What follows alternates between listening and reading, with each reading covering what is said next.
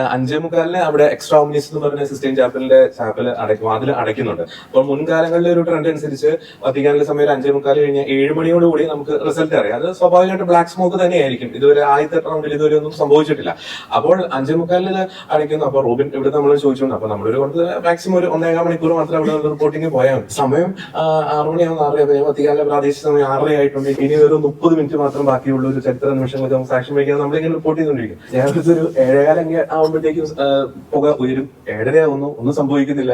7:45 ആവുന്നു, അനന്തമായിട്ട് ഇങ്ങനെ നീണ്ടുപോവാ. അപ്പം ശരിക്കും പറഞ്ഞിട്ടുണ്ടെങ്കിൽ അതിന്റെ തമാശ എന്ന് പറഞ്ഞിട്ടുണ്ടെങ്കിൽ മറ്റ് നമുക്ക് ഈ വെസ്റ്റേൺ മീഡിയാസ് അവരുടെ റിപ്പോർട്ടിംഗ് ശൈലി നമ്മളെ പോലെ ഒരു ഭയങ്കര ആവേശം നൽകുന്ന അങ്ങനെ ഒരു എന്ത് സംഭവിച്ചാലും വളരെ ശാന്തമായിട്ട് അവിടെ റിപ്പോർട്ട് ചെയ്യണം. അപ്പൊ അന്ന് കോൺക്ലേവിന്റെ ആ ദിവസം നമ്മുടെ UK ആൽബിനായിരുന്നു ക്യാമറ ഉണ്ട്.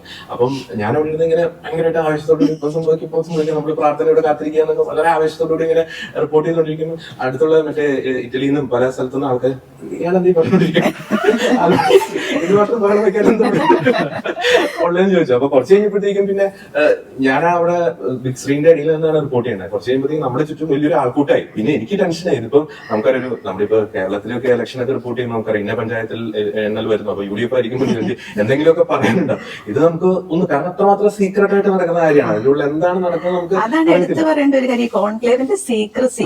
അവര് ഈ കർദിനാൾമാരെല്ലാരും കൂടി വിശുദ്ധരുടെ ലുത്തിനെ പാടി ആ സിസ്റ്റൈൻ ചാപ്പലിലേക്ക് കയറുന്നു. അവിടെ ഒരുമിച്ച് അവർ പരിശുദ്ധാത്മാവിന്റെ ഗാനം പാടുന്നു. നമുക്ക് ഭയങ്കര ഒരു ഫീല് വരുന്ന കാര്യങ്ങൾ, നൊസ്റ്റാൾജിയ ഫീല് വരുന്ന കാര്യങ്ങൾ. അത് കഴിഞ്ഞിട്ട് എക്സ്ട്രാ ഓമിനസ് പറഞ്ഞ് ആ വാതിൽ അടച്ചു കഴിഞ്ഞാല് പിന്നെ അവിടെ നെറ്റ്വർക്ക് എല്ലാം ജാമാക്കി വെച്ചിരിക്കുകയാണ്, സിഗ്നലൊക്കെ ജാമാണ്.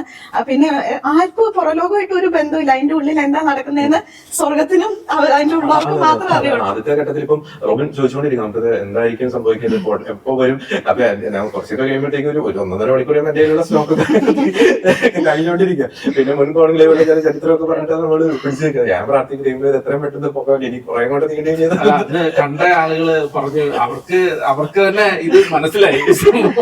നമ്മള് പറയുന്ന കാര്യങ്ങള് എന്ന് വെച്ചാൽ നമ്മൾ ഉദ്ദേശിച്ച സമയം കൂടി നമ്മൾ പെട്ടു എന്നുള്ള കാര്യം നമ്മള് കണ്ട പല അച്ഛന്മാരും അവര് ഒക്കെ പറഞ്ഞൊരു കാര്യം, നിങ്ങൾ പെട്ടെന്നുള്ള മനസ്സിലായി. എത്ര നേരം പറഞ്ഞിട്ടും മുഖം വരുന്നില്ല. അപ്പൊ സത്യം പറഞ്ഞാൽ ഞങ്ങൾക്കും അതൊരു രസമായി തോന്നിയെന്ന് പറഞ്ഞു. അയ്യോ അത് ഭയങ്കര. പിന്നെ അവസാനം 9 മണിക്ക് വന്നപ്പോഴാണ് ഏറ്റവും ആദ്യത്തെ നമ്മുടെ ആ ഒരു റിപ്പോർട്ടിങ്. അപ്പൊ ഞാൻ ആദ്യം നേരത്തെ പറഞ്ഞതുപോലെ അത് പുക വരുന്നുണ്ട്. ഇനിയിപ്പോ വെളുത്ത പുകയാണെന്ന് അറിയാൻ വേണ്ടി 2 സെക്കൻഡ് വെയിറ്റ് ചെയ്ത് അതെ കറുത്ത പുക തന്നെയാണ്, കറുത്ത പുകയാണ്. അപ്പൊ റോബിൻ അവിടെ നിന്ന് വരുന്നുണ്ട്. പിന്നെ എനിക്കൊന്നൊരു 10-30 സെക്കൻഡ് കഴിഞ്ഞിട്ടാണ് ശരിക്കും നമ്മുടെ വത്തിക്കാൻ ലൈവ് മീഡിയയിലെ വിഷ്വൽ വരുന്നത്. കാരണം ലൈവായിട്ട് അവിടെ പക്ഷെ അതിന്റെ ഫീഡ് ഇവിടെ എത്താൻ ഒരു സമയം എടുക്കും. പക്ഷെ ഏറ്റവും ആദ്യം നമ്മൾ ഓൺ വോയിസ് നമ്മുടെ സംവിധാനത്തിലൂടെ ഏറ്റവും ആദ്യം തന്നെ ഈ പുക വന്ന കാര്യം റിപ്പോർട്ട് ചെയ്ത് നമ്മൾ തന്നെയാണ്.